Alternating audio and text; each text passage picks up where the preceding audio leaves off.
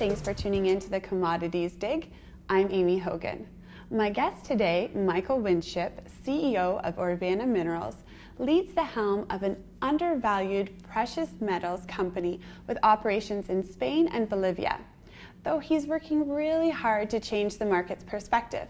Recently, he sold a copper asset in Michigan, and he's using some of those proceeds to pay down his long-term debt.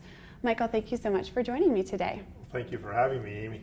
So let's talk about your recent sale of Copperwood. Why was now the right time to sell this asset, and what was the appetite like in the marketplace?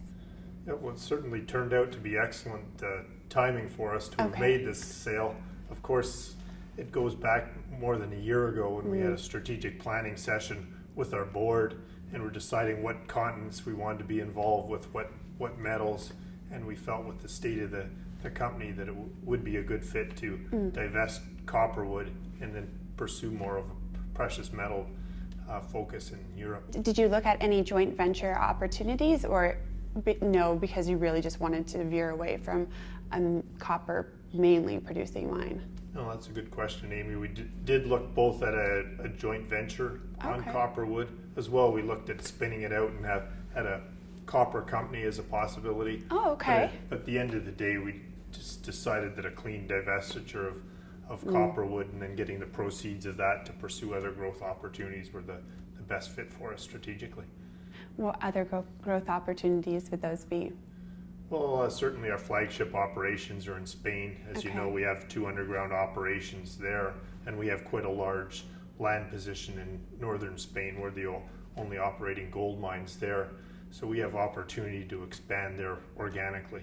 Okay, so you weren't looking at any other acquisition possibilities, you're just looking to expand at your current assets?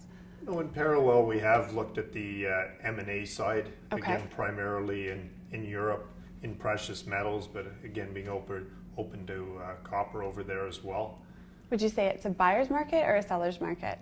Or nobody's market? Well, it's not a strong market in mining, as you know, but I think it is a good opportunity to be a buyer's market. And that was part of our focus of strengthening our balance sheet and then having assets in the same geographical area, so to speak. Now, I know that people have been talking about the valuations gap, even in this market environment. Did you see that when you were looking for a purchaser of your Copperwood project? Yes, we certainly faced a challenge going into the process. But at the end of the day, we were quite pleased that we had 3 interested parties at the end of the day. So that's great. That was a bit of an auction, and we were happy with the way it ended up. And was most of the interest from mid-sized companies, or was it seniors? Who was looking at your asset predominantly? I'd say it was, yes, it was a world of both private equity as well as mid-sized to junior companies that had the interest. Okay, great. And you're going to be using the proceeds to pay down some of your long-term debt and other growth opportunities?